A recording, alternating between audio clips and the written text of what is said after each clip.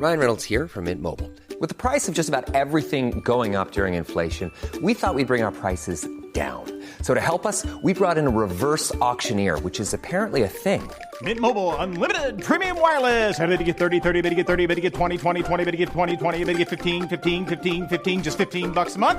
Sold! Give it a try at mintmobile.com/switch. $45 up front for 3 months plus taxes and fees. Promo rate for new customers for limited time. Unlimited more than 40 gigabytes per month. Slows full terms at mintmobile.com.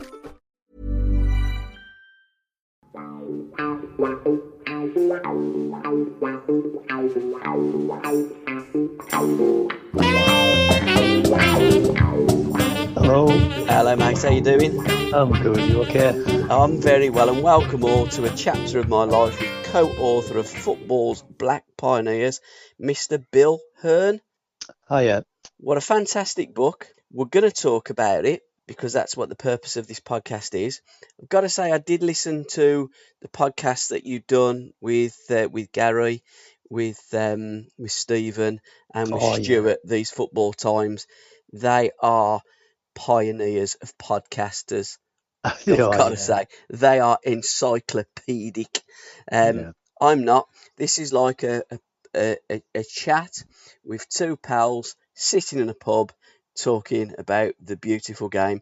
But before we get into the podcast, just give me a brief account of titles that you've done before and how you got involved in this venture. Well, this is the first thing we've had published. I've got a co-author, David Cleave, and we are heavily involved in Black history, and we've done a lot of work on Black history, but never actually produced a finished book. So this is our first published sports book. David's had short stories published before, but I haven't. So yeah, it was very much a new venture to us, and we were very lucky. We got a publisher almost immediately, which I'm told is really unusual, but we were lucky in that respect. And they held our hands a bit, and it took us 4 years of research. There was a lot to look at, and of course, the more we looked into things, the more we unturned. There's a lot of misinformation out there. Yep. And there's a lot of mysteries as well. Most clubs had no idea who their first black player was. Most fans had no idea. Yeah. So hopefully we've sort of rescued those names for forever. Football's Black Pioneers or Trailblazers. Where did the title come from? Well, we just dreamt it up, really. I mean, first of all, the definition of black. Yeah. People would sort of say, well, are Egyptians classed as black, or Asians? We eventually settled for African, Caribbean, African American, which means that the first Indian players, for example, aren't included, which wouldn't have made a lot of difference because there were only two clubs where an Indian heritage player would have been the first non-white player. But yeah, it was quite difficult and sensitive, really, determining whether somebody might be classed as black or whatever. But yeah, we just dreamt the title up. We thought Pioneers was a good title because they were pioneers. They were very isolated people. Yeah. Now, when you look at most of our clubs, there'll be 5 or 6 black players at least. Yeah. But can you imagine being the only black person in a crowd of 40,000, 21 other white players, the referee's white, the linesman's white. They're allowed to call you darky. They're allowed to say virtually what they want. They really were pioneers. And they set, they paved the way for all those players that followed. Absolutely. And in certain parts of Eastern Europe, they're still called that today. Absolutely, sadly, it's incredible. It looks at the first player of every football club in this country. Did you set out to do that, or when you look at Football's Black Pioneers, did you want to cast that net a little bit further? For instance, South American players, Pelé being the godfather of football. Some Brazilians would argue, no, Garrincha was the first godfather of football. And Mozambique, we had Eusebio, who was an absolute football legend. So it's not just in this country where we've had the first black player. We've had black players all over the world, and we've fallen in love with the player, no matter what colour he was or is, it's the football that we notice and remember them for, not the colour of the skin. Absolutely, yeah. And all the fans love their players, as you say, whichever colour they are. I mean, the only really famous exception was Paul Cannavale at Chelsea. Yeah. Where his fans booed him. His fans actually deducted goals that he scored and said they didn't count, but they were the exception because many of the players I interviewed said Millwall was the worst place they ever went to. It was almost embarrassing. Everybody was criticising Millwall, and yet Millwall fans never booed their own black players. Yeah. They loved them, absolutely loved them. So some strange behaviour. A lot of players said, we really don't understand why they boo us, and yet they've got black players in their team. Yeah. It just doesn't it's no logic, is there?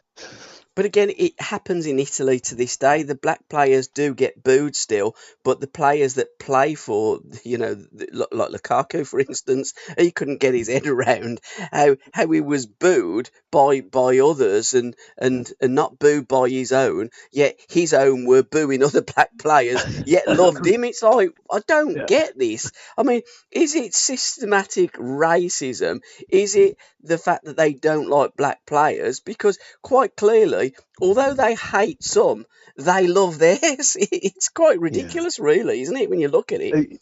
And many of the players, said, Ray Daniel Hull's first black player, he said he just never, ever understood why when he was playing for a club, they loved him. Yeah. And yet if he was playing against them, they'd boo him because of the colour of his skin. Yeah. It's insane. It really is insane. But our Mavericks had the same thing. They would go to football grounds, whether it be Stan Bowles, Frank Worthington, Rod Marsh, Alan Hudson, Terry Curran, whoever. They get booed because they were different. So a generalisation of football fans is that if you're playing against us, we will hate you. If you're with us, we will love you. And we do pick on things that are different to us. And visually, the black player is a standout for idiots. And certainly in the 70s, when I grew up loving football and first going to football games, there was horrendous racism there. And a team that's close to me geographically, West Bromwich Albion, had famously the 3 degrees that Big Ron brought in there, Brendan, Cyril and Laurie. And I was watching a video the other day when they beat Manchester United 5-3 at Old Trafford in 78, and on commentary it said the Manchester United fans are booing the black players. Yeah. I think, in fairness, the commentator kind of criticised the fans, didn't he? He said, did, because going back to Walter Tull's day back in 1909, I think it was, when he played at Bristol City for Tottenham, the abuse was horrendous, and the press commented on it, and it was the first time that the press had raised the race issue. They said, "Look, this is the language of Billingsgate. This can't go on." But that was the sort of first official record of the press jumping to the defence of a black player. Previous to that, they routinely called black players darky and, all sorts. I mean, worse than that sometimes, unfortunately. So I think the difference is that hopefully players now will get support if there is racism in the crowd, whether the stewards will act, the crowd will act. But when I interviewed Viv Anderson, and I said, what would have happened if you'd walked off? If when you got the abuse, he said, Bill, if I'd walked off, I would have been looking for another job on the Monday. You wouldn't have got any support whatsoever. The manager's attitude is very much, look, you're black, it's a fact of life, get on with it. Whereas at least now, we know that there should be very, very strong support and a sort of a zero tolerance policy towards any racism in the ground. Absolutely. Your co-author, David, is a Crystal Palace supporter. You are a Sunderland supporter. So you come from one the north and one the south. And where David Glaze comes, does he come from the Crystal Palace area, or is he a Crystal Palace fan? I was going to say, because I'm born and bred. You wouldn't support Crystal Palace had you not been born somewhere around Croydon, would you? Let's be truthful. Well, yeah, exactly. But he was actually at Paul Cannavale's debut. Yeah, I remember listening to it. Yeah. But yeah, Sunderland fans and Palace fans, and I've got a lot of joy in our lives other than all this research and writing, which we love doing. But Sunderland haven't had many black players to No. this day, have they? Whereas Crystal Palace is Sunderland is a northern town up there in Tyne Wear. Yeah. Crystal Palace is from the metropolitan boroughs of London.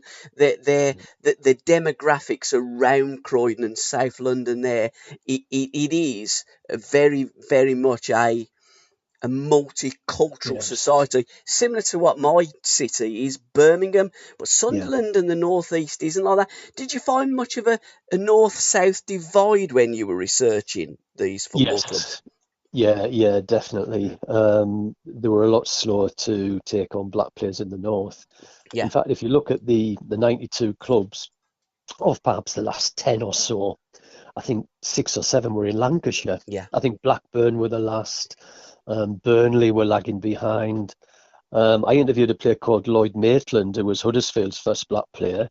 And at that time, he was the only black player playing regular first team football from, like, if you drew a line from Manchester, basically up to the Shetland Islands. It's incredible. That was the late 70s, which was the same time that journalists were saying, well, Germany have got a black international, but can't imagine it ever happening in England because black players haven't got the temperament, they're not tough enough, they couldn't take the barracan and so on. And we just fielded our 100th black international, oddly enough, last year. So they got that wrong. The first one being Viv, and the latest one, the 100th one, being Reece James. That's right, yeah. Big Ron told me, we were talking about football, because I've done a few podcasts with Ron as well, and the concept of South American footballers and Brazilians in particular being lazy, absolute rubbish. Ron says to me, the hardest working players I've ever seen and worked with in my life are Brazilians. So you get all these anomalies, don't you? They're just basic untruths that people roll out, and some people, if you throw it out enough, the mud sticks. Who was the first black player to play in the Football League? That was Arthur Wharton back in 1894. Yeah. Because he played for Rotherham Town, who were not connected to the current Rotherham United. But he played for Sheffield United as well. He was their first black player in 1895. He was a goalkeeper. Quite he came from a well-to-do family in Ghana. So sometimes there's a perception that, these players came from poverty and worked their way up. But some of them came from very, very privileged backgrounds, really. So Arthur Wharton was the very first, And you look at some players, it's it's like it's alluded to earlier in the podcast, define black. Villa have got a player, Douglas Luiz, he's Brazilian. I mean, is he black? Is he white? It's very difficult. And like with Douglas, he'd put in on his social medias that he come from the favelas. So these players have come from all backgrounds. Yeah. But certainly the third, John Walker was the second black player to play in the English League. He was the complete opposite. He'd been brought up in Leith, where disease was dreadful. He lived in horrible conditions. He joined Lincoln in I think it's about 1899, and within a year he was dead of tuberculosis. So he came from terrible conditions. So they're just like everybody else, really, Some of us come from wealthy backgrounds, some of us come from poor backgrounds, but we all love football. Absolutely, and they come through the system at various times and in various ways. Now, didn't Dixie Dean, the great Dixie Dean, didn't he get embroiled in a little bit of a racism row when he chinned somebody because they called him black? Yeah. I mean, I hated getting into these situations where you were kind of judge and jury, I mean, if a person chooses to be classed as white, black, whatever, that's entirely up to them. We had 2 clubs where we got the same name time and time again as the first black player. When I approached one of them, he said, "I'm not black." and that's fine by me. I'm not going to, I mean, a lot of people say Paul Rainey was black. Yeah, I mean, Paul Rainey's still alive. Yeah, and had Paul declared himself as black, whether he is or not, that's his decision. He would have been the first black player to play for England. And the record books would have been rewritten. So Bill Purry's another one at Blackpool. We did a lot of research on Bill Purry's background. He was actually from South Africa, but my conclusion was that Bill Purry was white. But a lot of people like Dixie Dean say Bill Purry was not white, but he decided to be white, and that's good enough for me. It almost is like in modern days with the millennials, when they're like, I'm not male, I'm not female, I'm something other than that. How do you want to be identified? Yeah, I mean, it's quite ridiculous because as normal people identify humans is that we're all the same and we're all of that same race. If you were born in Africa, you are going to be darker than if you were born in Scandinavia, for instance, or the Vikings were white, I'm guessing, because it's usually the sun that dictates the pigmentation of your skin. I would have thought. You did reference the German player of the 70s. Is that the one that played in the 74 World Cup finals? Is that Hansi Müller? No, he only won 3 caps, and the reason just trying to, I got his name somewhere, but it's Erwin Costedi, I think how you pronounce it. Okay. And in his second cap was against England, so obviously a black player coming to play against England made the news. And this is where we started making comparisons, and Bernard Joy, a very, very respected journalist, concluded that, well, I can't imagine it ever happening in England because of these assets or deficiencies that black players have. Laurie Cunningham was rejected by Arsenal because he wasn't, in their eyes, tough enough. That sounds a bit like stereotyping because Laurie Cunningham was a very tough player. He had to be to take the stick that he did. I mean, people kicking him to bits. And Ron Nodes, Crystal Palace's old chairman, he concluded that black players didn't really have any resilience and they weren't as bright as the white players. And yet you look at the outfield player that's made more league appearances than anybody in history, and it's Tony Ford, who's black, and his father's only a wrestler from Barbados, bizarrely. So, and in that list of 92, so many of Chris Kamara, 700 games, Viv Anderson, 700 games, Tony Cunningham, 700 games, lots and lots of them. But somehow Nodes concluded that they weren't resilient. Quite incredible. Tony Collins, he was one of the first. In fact, I thought he was the first black player to play for Rochdale. He was certainly one of the first managers, wasn't he, Tony Collins? And he still worked in the game, because Ron was telling me about Tony. He was still scouting for Manchester United in them days. And I'm almost certain that it was Terry Curran that said to Tony, have a look at this kid here, Mason Greenwood, and he took him to Manchester United. Right, that would make sense. Yeah, but I mean, he was the very first black manager, and he did very well. He took Rochdale to the League Cup final when they were in the 4th division. But again, that's something that cropped up on every interview. Why aren't there more black managers? That was just a regular subject of discussion. And I know when Viv Anderson took over at Barnsley in 1993, he was one of 2 black managers at the time, and he thought, well, this is the beginning of the change, And yet, what are we, 28 years later? And we haven't really got many more than 2 black managers now. So that again, that kind of defies logic when you look at the percentage of black players on the pitch, and then you look at the dugout. It just isn't reflected. No, it is a strange one. But again, there's so many players that don't bother putting in for jobs. And Terry Curran, I do a regular podcast with Terry. Terry has put in for hundreds of jobs to be a manager and got no replies. Alan Hudson was turned down by Fulham and also Stoke City, when sadly the chairman that gave Alan Hudson the managerial job at Stoke City died the morning of his appointment. So, but Frank Worthington. I remember Frank had got the gig at Tranmere. Bobby Charlton got. So sometimes people can and sometimes people can't, and sometimes it's offered. And getting into football for me and working as I do with so many former professional footballers, it really is a difficult game to get into in a managerial capacity. Who was the first black player to be rejected by England? Because that's a remarkable story in its own right. Oh yeah, that was Jack Leslie back in 1925, and he played for Plymouth, and they were in the third division south then.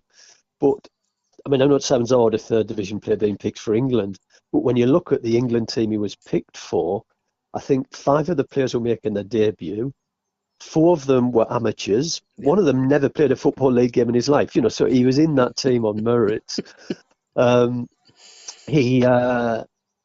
was in the newspapers, every newspaper the next day, just like it is now. Here's the England squad. And by the time the squad set off for Ireland, a couple of weeks after the squad had been announced, he'd been dropped. He was fit. He played for Plymouth on the day that England were playing. Scored 2 goals, in fact. And the only conclusion is that he was dropped because of the colour of his skin.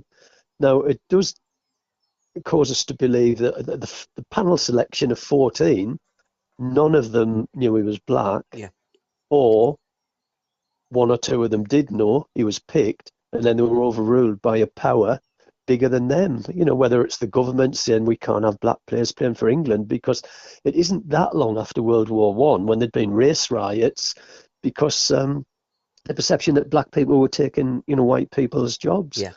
So it probably didn't look good to the government to have a black person representing England. But whatever the reason, he was in the squad and he never ever appeared. He just disappeared from the squad, and the only reason can be the colour of his skin.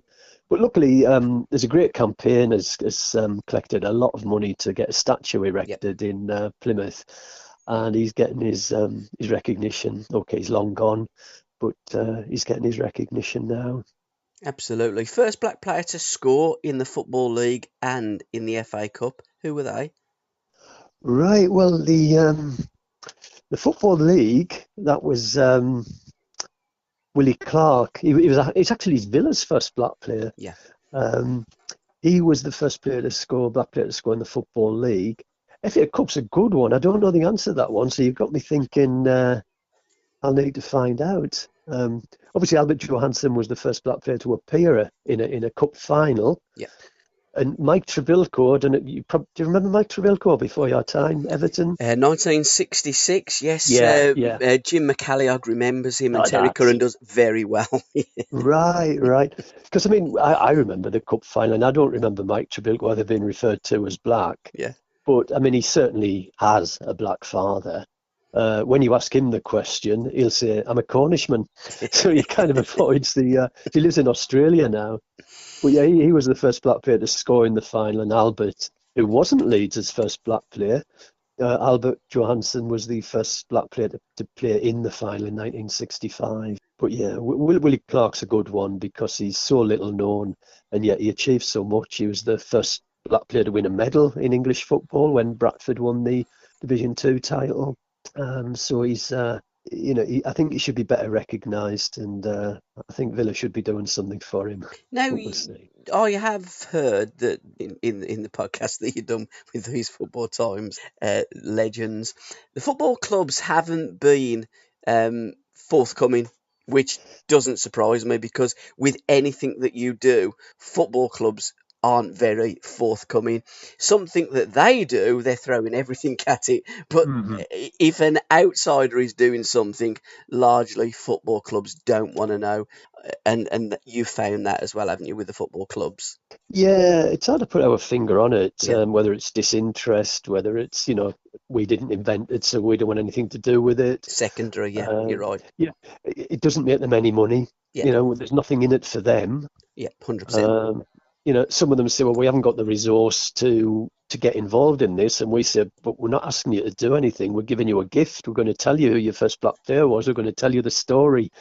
but they don't seem to get that. Mm. But yeah, disappointing. I mean, fans forums have been great. You know, the fans are fantastic. They really get into this, and there's great exchanges when you write to a forum and say, look, do you know who your first black player was?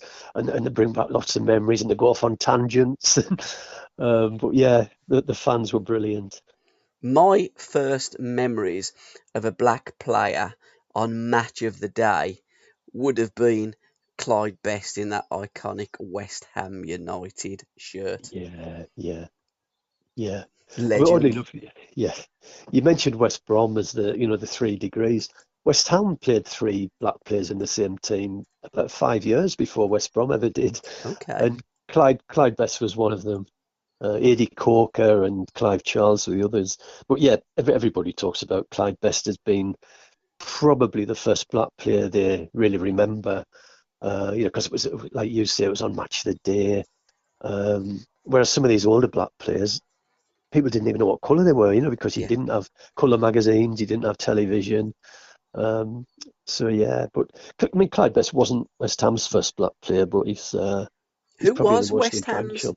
Well, West Ham's is a funny one. It's a guy called Fred Corbett, going right back to 1899. Blimey.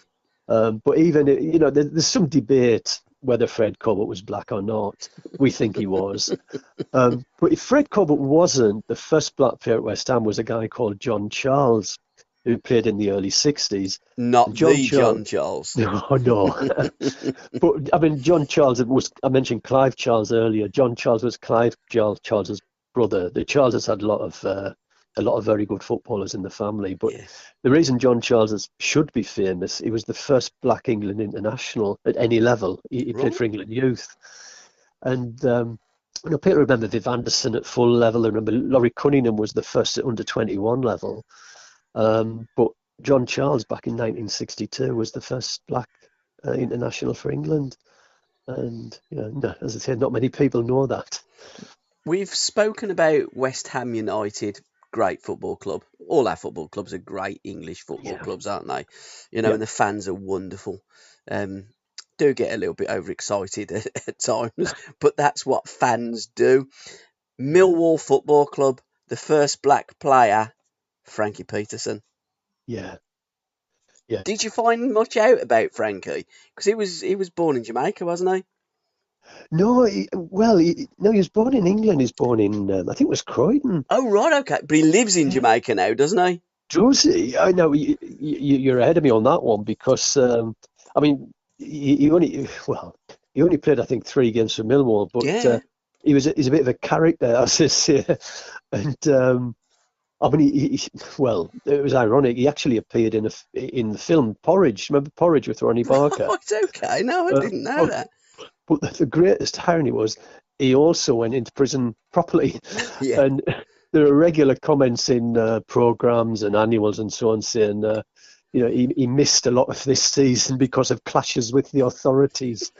So he was clearly a character. I knew he had a market stall in London somewhere, but after that, he played for Chelmsford, I think, in non-league football. Yeah. And absolutely couldn't track him after that. I mean, we're not the only people looking out for him because, some clubs want to hear about his experiences and so on. And I'm sure he tells a great story. I mean, the life he's had is incredible. That would be a great book. It would. I mean, what a life. He's seen it all. He played for England youth at 17, and yet, 2-3 games later, he never played football in the Football League again. I do the series with Barry Siltman, Agent Silky. Fantastic, because he tells a great story, doesn't he? About Silk's fantastic. I'll let you do it. No, you can go onto our sites and look at it. But he tells a great story about Frankie Peterson because he said, look, Frankie, I mean, he was destined for absolute greatness, wasn't he, Frankie? But he played a couple of games for Millwall as an 18-year-old and just said, I don't want to be a footballer anymore. Well, many years on, he was playing for Chelmsford City. Well, Chelmsford, I can't remember if they're City or just Chelmsford, against Barnet. And he'd seen Silk and, Silk, how you doing, and all the rest of it. And he says, I can't believe I'm playing today. He says, how come then? How come, Fred? He said, I'm still pissed from the night before. He said, he heard this horrible row, and there he was, Frankie, throwing up his guts on the pitch in front of about 1,800 fans that got him off. And cutting long story short, many years after, Barnett's manager said to Silky, do you know the whereabouts of Frankie Peterson? He said, funny you should say that. He said, I bumped into in a market stall, and he, Silk, how you going? And so he gave me his number. He phoned it. He said, I've got to say, he wasn't in the best condition. And it was such a great story that Silk tells. But the Barnet manager said to Silk, my players are on £50 a week. I'll give him £80 to play. And he phoned up Frankie and told him, and he said, I don't know about this, Silk. Anyhow, he got back onto the gaffer and says he ain't very happy about playing the full game, because at Underhill you got to go up and you got to go down. So the gaffer says, I'll tell you what we'll do. If when we announce the side, we'll do the toss-up first. If we're kicking downhill, he can start the first half. If we're going uphill, he can be sub and he can come on in the second half. And Silk said, are you taking a piss? And then but he wasn't. But Frankie didn't play in that game. And Silk said, to this day, I've not heard or seen of Frankie Peterson.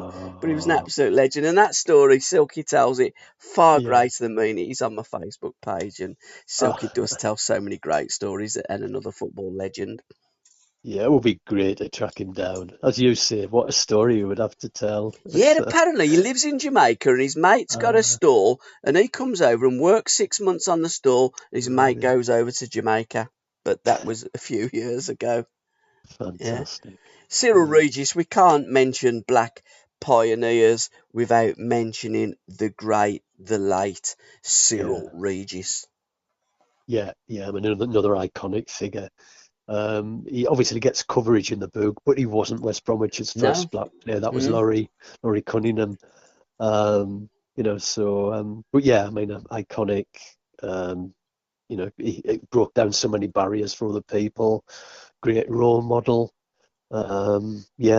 Fantastic. And just faced down the bigots of the terraces with such dignity, didn't he? And done it in a way that only Cyril could have done that. And as I say, I remember very well and listening to some of the songs that were sung and aimed at Regis and Cunningham and Batson, and it was like sickening words.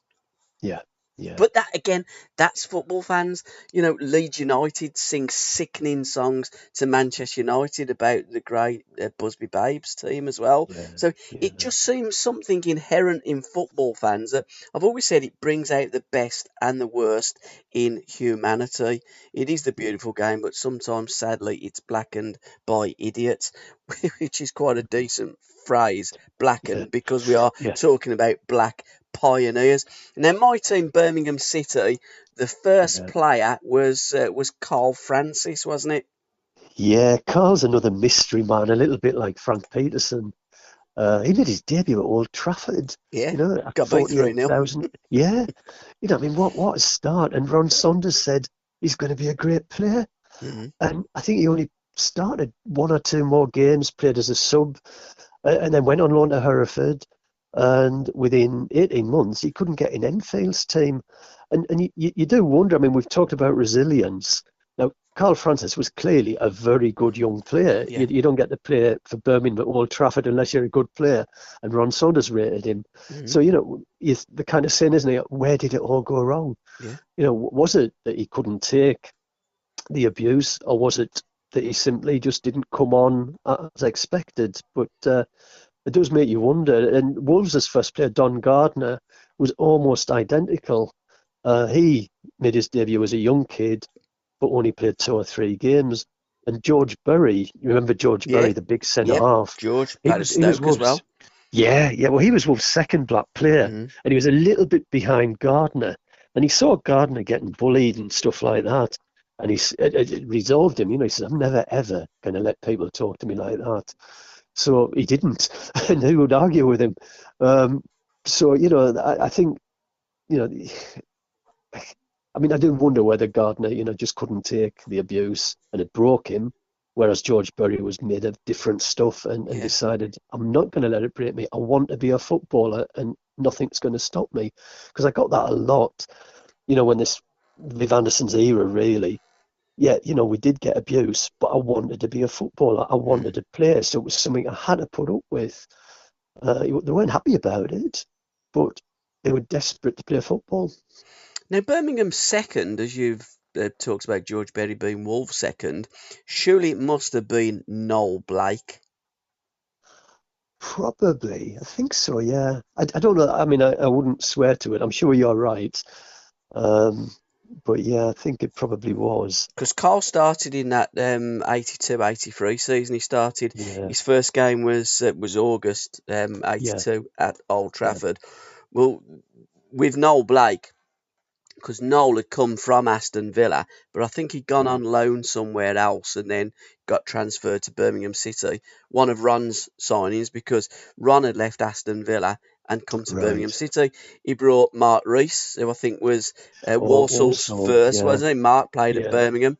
He brought, I think, Mark Jones, Ron Saunders brought. He brought Robert Hopkins. He brought a few of the Villa youth players. But Blakey was absolutely loved. This is what I don't understand, like with Carl, because when you're looking at a team like Birmingham City, Birmingham, multicultural city, and Birmingham, when you're looking at things that went on off the pitch, they were the first multicultural gang of football hooligans as well. Now, the name Zulu Warriors, as far as I'm concerned, was Noel Blake, and I remember the Spine Cup, because I think the Tilton might have been closed in them days due to crowd violence. I remember him shouting Zulu Zulu Warrior to Blakey, and Blakey would raise his fist to the Blues. He was an absolute Birmingham City icon, legend, and treasured at Birmingham City. So I don't know what happened to Carl, but in terms of Birmingham fans associating themselves to Noel still loved to this very day. Gotta say, scoring a goal against Aston Villa does put you on the top table. Yeah, it does. Yeah, it always reminds me of George Berry, same sort of mould, I think. But yeah, I'm sure he must have been the second. Yeah. Hard as absolute nails as well. Yeah. Now, Liverpool's first black player. Yeah, Howie, wasn't it? Yeah, Howard Gill. Yeah, I mean, he ended up first black player at Newcastle, Blackburn, and Liverpool. So he was one of Sunderland's first ones as well. Yeah. In fact, when I spoke to Sunderland's ex-manager Len Hashurst, he said he bought Howard Gill because he'd only just recently bought Gary Bennett, our second black player, and he understood how hard it was for a black player to be on his own, especially as you said earlier, somewhere like Sunderland where there aren't any black people anywhere. Yeah. So he said he wouldn't have bought Howard if he hadn't been a great player, but he thought it was a good idea to have two to support one another, and I think that worked. But yeah, Howard, first black player at Liverpool. As you know, he didn't play many games. I mean, the famous one was the European Cup game against Bayern Munich, where he kind of won the game for Liverpool, but didn't play in the final. But yeah, he certainly left his mark on pioneers. 61 minutes in Munich, the story of Liverpool FC's first black footballer, Howard Gale, another of Ron Saunders' signings at Birmingham City. So again, he was one of the first black players that we had at Birmingham. And there's a lovely story about Ron Saunders' daughter, Howard Gale, and an Alsatian, but I'm not going to go into that. Robert Hopkins told me all about it. But the players got up to so many antics off the pitch as well as on the pitch. What is your favourite football story? And if I could say to you, who are your five, we'll narrow it down to five favourite black players, not just of England, but, of all time?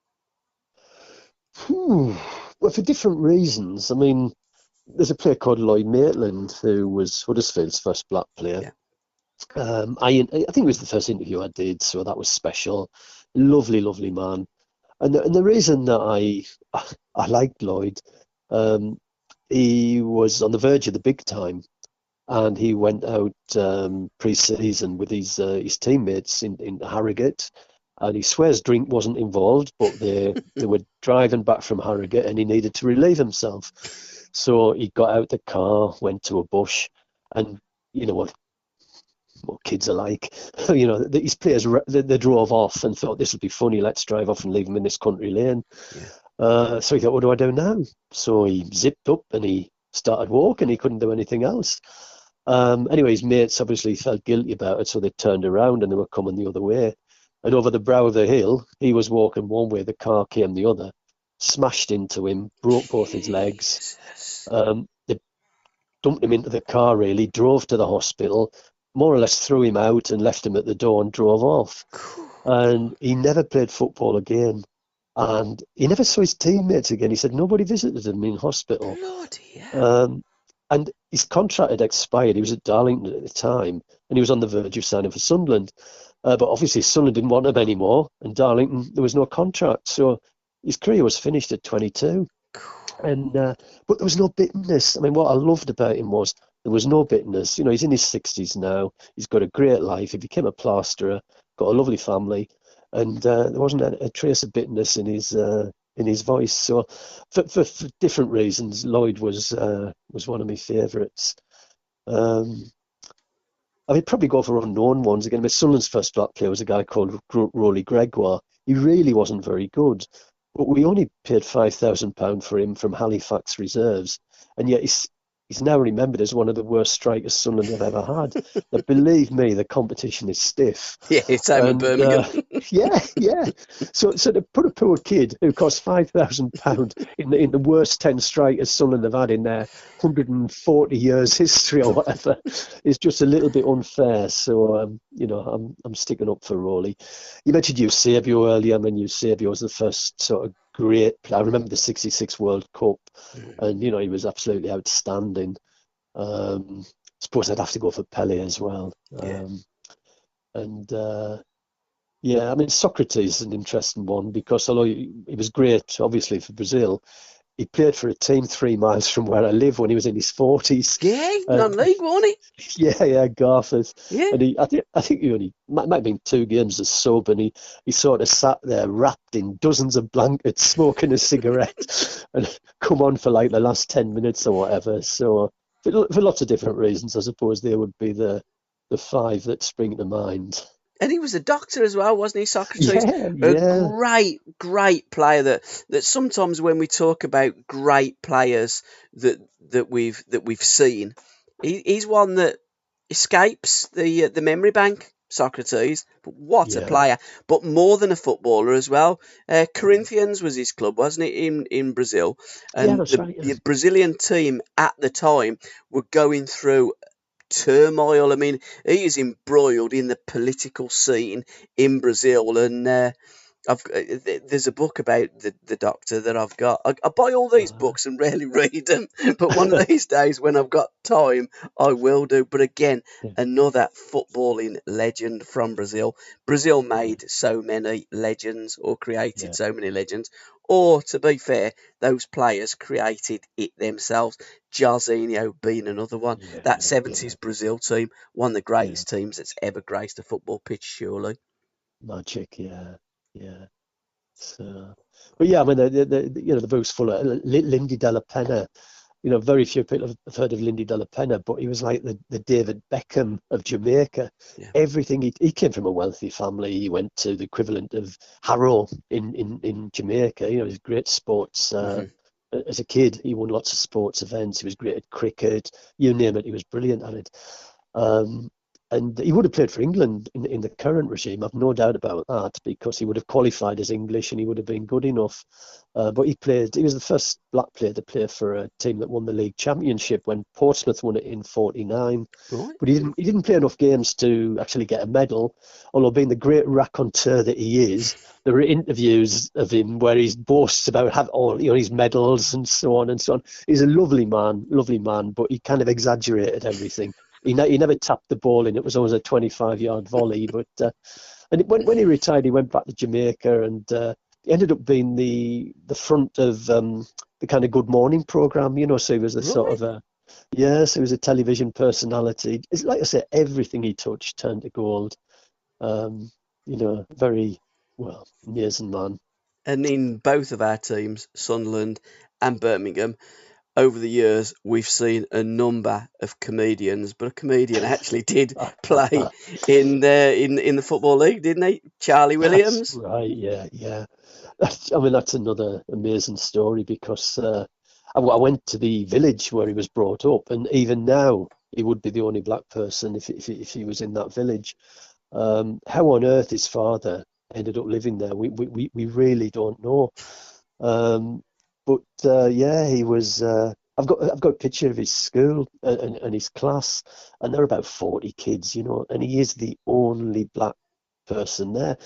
And of course, he was a Yorkshireman through and through. Yeah. He talked with the most broad Yorkshire accent you could imagine, and he's idolised. The people of Barnsley and Royston and South Hindley, where he comes from, even today, revere him. It's incredible. Because it was Doncaster that he actually played football for, and was a very good old-fashioned centre-half. He'd boast, he said, the ball might get past me, the player might get past me, but never both at the same time. But he was on that programme as well, wasn't he? The Comedians in the 70s. Yeah. And he played on the colour of his skin, really, didn't he? It was part of Charlie's act, wasn't it? He was always smiling, Charlie Williams, and laughing. There was him and Ken Goodwin that I remember mostly. Always laughing, Yeah. You look back and the jokes that Charlie was telling were racist. People like Sir Lenny Henry say, look, he was just a victim of his time. What he did, he had to do. It's no good condemning him now, because he used to he used to laugh at the colour of his skin. Yeah. That was just how it was, unfortunately. But yeah, he's absolutely idolised in South Yorkshire. Absolutely incredible. And Alf Garnett, of course, of our TV screens, the West Ham bigot, and everybody thought that Alf was the bigot, but he wasn't. He was making fun of the bigot, and sometimes laughing in people's faces goes a lot further than reacting in a violent way. And Big Cyril always done that, and you remember these icons, these pioneers for doing the right thing, and sometimes at the wrong time with the wrong crowd. But the new players, hopefully, the trailblazers have led a clearer path for them.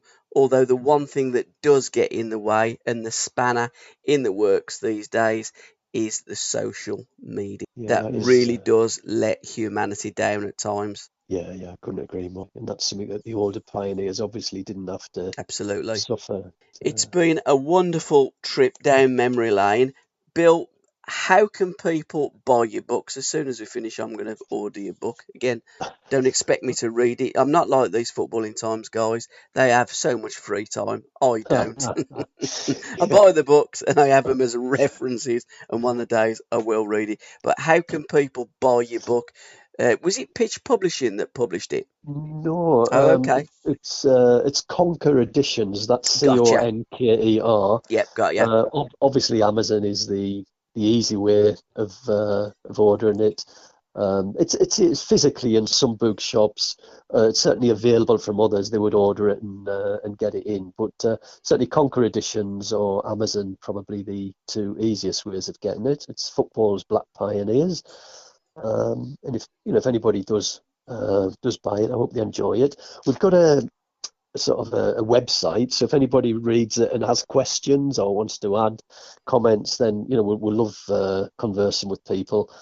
As you can tell, we're passionate about the subject, so lovely to talk to people about it. And talking of social media, have you got a Twitter site as well, or a Twitter account, and Facebook? Yeah. So how can people interact with you on that social media site as well? Right, well, I've got a very active Twitter account. I think the handle is it? No, I'm not brilliant at social media. I think it's Pioneers dash book. Yep. We actually we're not on Facebook as Football's Black Pioneers, so yeah, it is just Twitter Yeah. and our website, blog. Which again, if you Google Football's Black Pioneers, it should take you to the blog. And what we've also got on the blog is there are so many other clubs that we felt sorry about, that we couldn't include. I mean, Bury, how tragic was Bury? Yeah, absolutely. So we've got Bury on the website. We've got a lot of Chesterfield. We've got a lot of non-league teams on the website because great stories, but we had to draw the line somewhere. So, if you like the 92 and you want to read a few more, the website's definitely the place to go. And that is the problem, because it's almost like 5 leagues of English football now, where in our day it was 4 and you had to apply for re-election. It's very, very different these days. So there are a lot of former Football League clubs that are now playing in the conference, or whatever it's called these days. In old money, it was a conference. Yeah, I know what you mean. Yeah. I mean, in fact, the playoff, Harrogate played Notts County in the playoff. I was standing in front of the television, and the minute Harrogate won, we ran obviously with the Harrogate chapter, and Notts County got relegated to the website. But both great stories, though. So Notts County, Pedro Richards. I was going to say Pedro must have been one of the first. Yeah. I mean, great story. I mean, poor Pedro died very young, right. But fantastic story. But the Harrogate story is fantastic as well. So it's all there's a lot of really interesting stuff out there. I remember Pedro played for Notts County against Birmingham City in, 79-80 promotion season, when Birmingham drew 3-3 against Notts County. I think Frank was on the bench. I don't think Frank was particularly that happy. I think Keith Birchin scored one of the goals that day. But yeah, I remember the Panini, the sticker books, and Pedro Richards being in there, because you used to have lots of players, didn't you? Like, for instance, in the Panini, you'd never get Browne Little or Trevor Francis. But for some reason, Pedro Richards used to always be my sticker book, me swapsies. So, yeah, remember Pedro very well. I don't know. I was like that with Mike O'Grady a little bit before that. But he was a decent player, wasn't he, Mike O'Grady? The weird thing is, like you and Pedro, I used to always get Mike as a card, and I live near him now. I drink with him in the pub, but it was like so weird. But yeah, Pedro's an absolute, still a legend at Notts County. I mean, they love him, they really do. But yeah, it's a good story. And have you got any more books? What's your next project? Because you must have a follow up to these books, surely. Well, it's difficult to know how you sort of follow up this theme. Yeah. I mean, a lot of individual players warrant a book of their own. Yep. Willie Clark, for example, Jack Leslie, so that there are possibilities there. But because we've got an interest in Black history, we're also looking at the Windrush, the passengers on the Windrush. Yeah. In particular, one called Mona Baptiste, who was a singer-actress, but there weren't any footballers on the Windrush. Really? But having said that, the Windrush generation, bred, as it were, so many great players. Yes. Viv Anderson's probably the best example, because his mum came across the next year. His mum was a qualified teacher, and she was told that, sorry, your Jamaican qualifications don't count here, go away. Yeah. So she became a dinner lady, but then worked her way up and became a nurse. Obviously brought up a fantastic family. And Viv went on to be, what he is today. But if it wasn't for his mum and dad, none of that would have happened, and they were very brave people. They moved to Nottingham within a year or two. There were riots in Nottingham. And Viv doesn't know anything about that. He doesn't remember anything because he was protected from it. He had his parents. So, yeah, lots of good Windrush generation stories, definitely. Fantastic. Can I wish you and David, are you going to be doing it with David as well? Or is it you? Yeah, probably, yeah. So you're still talking after 4 years of doing this book together? Do you know what? It gets tense from time to time, but I bet it we'll is. get on great. I bet it is, though, because did you meet up much, or were you a bit of like a Bernie Taupin and Elton John? One just does the lyrics and the music, never meet, but yeah, there it is by post. We were exactly like that, and many of the time, Dennis Norden and Frank Muir were co-writers, and they used to share a desk, literally a desk. And there were lots of times I thought, I wish we were sharing a desk, because things do get misinterpreted, don't they, when you're working 200 miles apart. But yeah, we very rarely meet up, very rarely indeed. And also with the dialect as well, because as you're talking, as you're talking as a broad Mackem, and like David is a very articulate Croydon person, you do get, when you say things, it can get I know of football books that have been written where names have actually come out differently because of the accent, and that's quite easy to do as well when you're not on the same desk as those two boys were. Yeah. We couldn't be more different, but it makes it easier because people know which is which anyway. We might both be talking rubbish, but at least, I'm the Mackem and he's the posh southerner. There's always a posh southerner, isn't there? Can I thank you so much for your time, Bill? It's been an absolute pleasure, mate. Lovely. Yeah, it's been great. Thanks a lot. Cheers, pal, and thanks for listening. All right, take care. Bye all. Bye-bye. Cheers, Bill. Thank you. Bye-bye. Oh, what a lovely, precious dream. To be young, it's still not. Open your heart to what I mean. The whole world, there's a group of boys and girls who are young, it's still not. And that's so sad.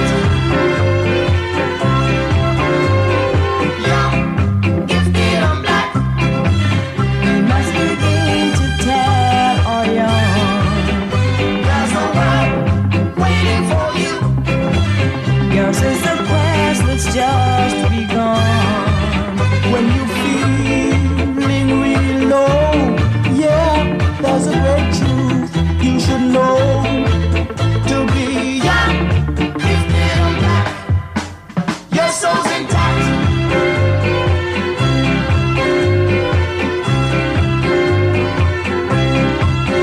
Oh, be young, gifted and black. Oh, how I long to know the truth. There were times when I look back and I am haunted by.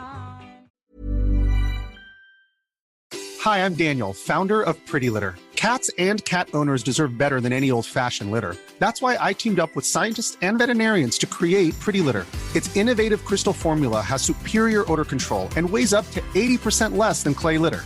Pretty Litter even monitors health by changing colors to help detect early signs of potential illness. It's the world's smartest kitty litter.